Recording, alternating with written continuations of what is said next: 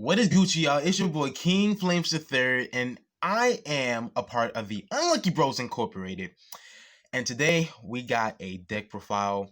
Finally, post Silverblaze Stardust booster box. We got the I can't talk. The Oracle Think Tank Susanoo deck profile. Yes, I got a clean setup. Look at the mat. You see Blaster Blade right there. You know, you feel me? We Blaster Blade stands. But anyway, we finally got a deck profile. It took some time to build this deck, you know, after the box, because I did buy a box. Link in the description. It wasn't my box. It was my boy Triple N's box. I didn't record my box. I just opened it and we post a little bit of Susanoo support, but link will be in the description for that box opening. But without further ado, let's get it started. But before we start this deck profile, make sure y'all leave a like and comment down below what deck profile y'all want to see next, and comment down below what kind of stuff y'all pull from y'all I can't talk, from y'all Silverdust Blaze box. But anyway, let's get the deck profile started. All right, first off, we got for Susanoo. Obviously, for Susanoo, he is pretty dope. I am enjoying this deck. I played a couple times with my friends and came out on top against, you know, crazy decks, even Kagura. But, you know, we're not going to talk about it. But if y'all want to see matches like that on the channel, we probably will do some in the future. But for Susanoo, basically what he does, when he's played, you can look at the top two of your deck and then reveal one card, put that on top of the deck, and the other card, put it at the bottom of your deck. So basically, when you do that, if you have a trigger, you can reveal it, put it on top of the deck, you know, and then activate effects. Because Susanoo's effects, you can activate and then reveal 3 cards or 2 cards from the deck, the second effect. And then if you reveal triggers, you can activate them straight off the bat. That's what I freaking love about Susanoo. You have to counterblast 1, soul blast 1, reveal 2 cards from the top of your deck, and activate any triggers among them. And if you have a grade 3 in soul, you can reveal 3 cards. So if you reveal 3 triggers, you know, from other effects in the deck, because you can stack triggers and whatever, because that's Oracle Think Tank's thing. 3 triggers off the bat. That's already 30,000 power, and possibly crits on crits, or more hand, or you can heal more damage if you're late game and you need some damage out your damage zone. You feel me? But for Susanoo, obviously, because he is the main dude of the deck. Alright, next grade 3 we play for Amaterasu. Now, Amaterasu is fire. I love Amaterasu with a passion. Basically, what she does, when you reveal her from your deck, you combine the top card of your deck and give your plus 10,000 power and plus 1 critical. And yes, you can stack it if you keep, you know, revealing her. But the problem with that is you got to make sure you do it right with, you know, Susanoo's effect and, you know, other effects in the deck. Her second effect is when it attacks, you can discard a card from your hand, look at the top 3, reveal 1, put it at the top of your... Reveal 1, add it to your hand, and put the rest on top of the deck in any order. So that can also help you, you know, reveal triggers and put them on top of the deck and add any normal units you might need later on in the game. So yeah, for Amaterasu, obviously, just make sure when you're using her effect, like for Susanoo, for example, if you reveal the top 2 with his first effect and you reveal Amaterasu, she will go back on top of the deck because of Susanoo's effect, because he reveals 1. And he doesn't add it to hand. He puts them back on top of the deck. So when you Amaterasu's effect will go off, you reveal 1, you reveal herself, so you have to bind herself and give the 10 power and crit. So you can't, you know, keep doing it with the same card. I used to think that, but it don't work that way. If it did, that would be insane. Because, oof.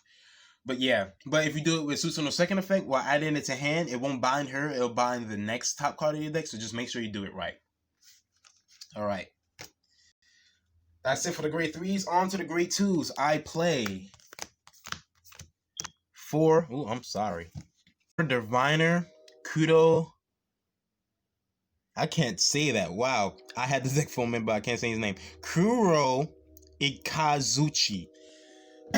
For him, basically what he does the same thing like the grade 3 Susanoo, but he Soul Blast one and discard a card, and you reveal the top card of your deck. If it's a trigger, you can activate it. You add it to hand. And if it's a normal unit, he gets +6. So that's pretty decent. You know, combos can go off. Just make sure you have enough soul to do that. Because late game, you're going to need that soul for Susanoo and his effect if you want to keep doing it. So just make sure you have enough soul. Next, I play 4.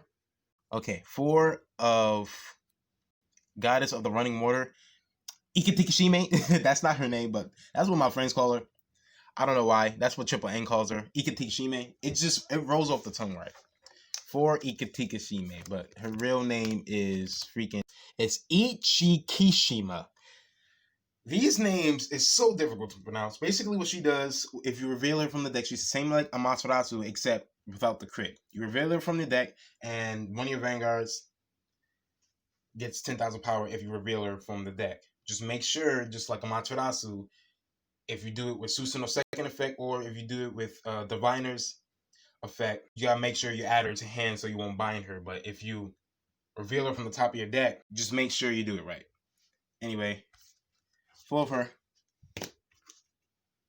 Next, I play, last of the grade 2s, I play 3 Sapient Angel. She's pretty good. She helps me see what I got on my top of my deck so I can move it around, so I can get these triggers and stuff off, or Amaterasu off.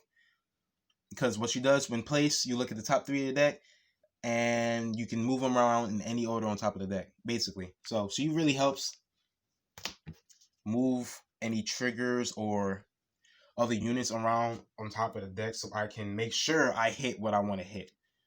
All right, next we got the grade 1s. First on the list, we play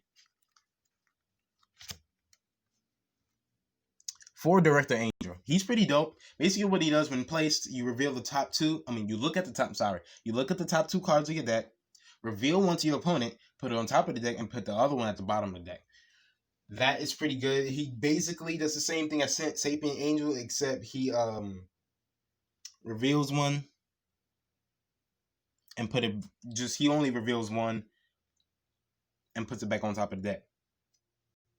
And the other one goes at the bottom.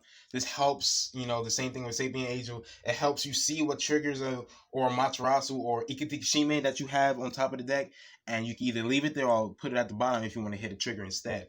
So it really helps, play 4 of him. Pretty good in the deck. Next, I play 4 Battle Maiden Tsubaki. Now, she's here temporarily until I get the grade 3 Searcher grade 1, because I would recommend playing her. I forgot her name, but the grade 3's in the grade 3 Searcher in the Silverdust box, I would suggest that you play her instead. But right now, if you want to go a little more budget, this is what I would play. Basically, what she does at the end of the battle, it boosts it. Counterblast 1, discard a card from your hand, draw a card, then you look the top card of your deck and put it at the top or the bottom of the deck. Now, that helps in various ways. See if you boost with her before your Vanguard attacks, either Susanoo or Materasu. You can see what the next top card of your deck is. If it's a trigger, you can leave it there. If it's not a trigger, put it at the bottom of the deck so you can hit a trigger or hit whatever you want to hit. She really helps. So I recommend playing 4 of her, or maybe you can drop it down to 3 and up the ratio of Sapient Angel or wherever the case may be. It's all to your personal preference. Next of the grade 1s, I play 3 Diviner Muto. Diviner Muto is pretty dope.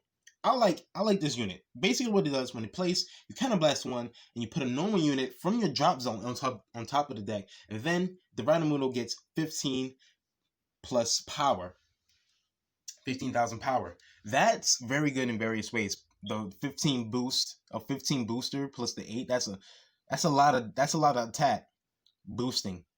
Also, put an normal unit on top of your deck. That can help in various ways, because if you real normal unit with Diviner grade 2, forgot his name, Cucho, I'm gonna call him Cucho, Diviner Cucho.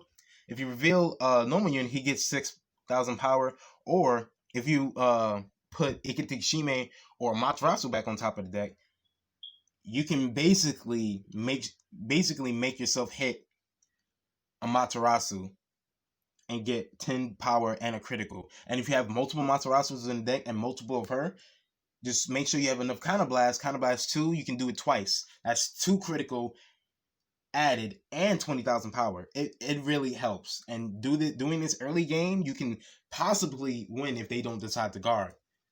So that's fire. Last of the grade 1s, I play Offset Angel. Offset Angel is pretty dope. Basically what it does, it rests itself. Then you look at the top card of your deck, put it at the top or the bottom, and then you reveal the next card of your deck. If it's a normal unit, the same unit in the column of Offset Angel would get 10,000 power. So this deck can really gain some power and some criticals if you play it right. So I do recommend playing her. You can also sub her out for any other grade 1s that you may want to play in the deck, but it's all up to your personal preference. All right, that's it for the grade 1s. Now we're going to go to the trigger setup. I play 4 Oracle Guardian Nike or Nike, or however you want to say it. 2 Battle Maiden Ginger, and 2 of the Diviner Sword Kusanagi, the 30,000 shield Sentinel. Now, you can either play, your 4 Perfect Guards or your 4 Sentinels, 30 crit Sentinels, but I play only 2 because I play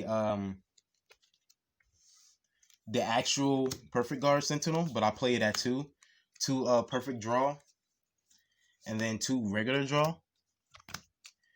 This ratio works for me because, I play Protect 1 for my marker.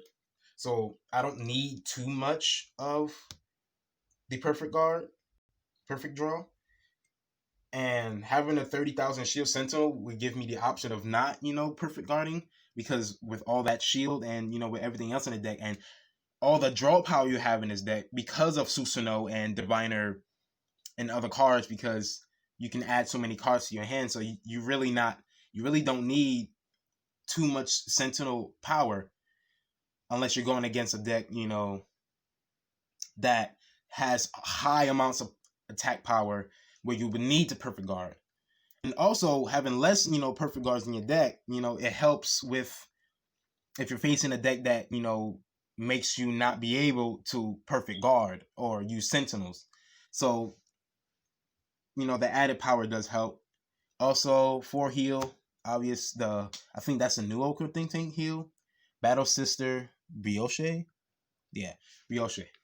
So 8 crit, 4 draw, 4 heal, basically. But yeah, that is it for the deck profile. Also, yeah, Protect 1, I already said. And this is the ride unit that I use. Solar Maiden Uzume. Basically, the new OTT for this deck. But that is it for the deck profile. I hope you guys enjoyed. Make sure you leave a like and comment down below what other deck profiles you want to see in the future. I know my boy Triple N is recording deck profiles right now as we speak, or getting them up to the channel. So if you want to see more deck profiles in the future, let us know. We'll try to get them to you as soon as possible. And let us know what kind of decks are you excited for in the future. Leave a comment down below. Let us know. Leave a like and, share to all your friends. And, we're starting right our group. But this was fun. Thank you for watching. And always make sure to be safe out there. And that's the end of my turn. Peace out. See y'all in the next video.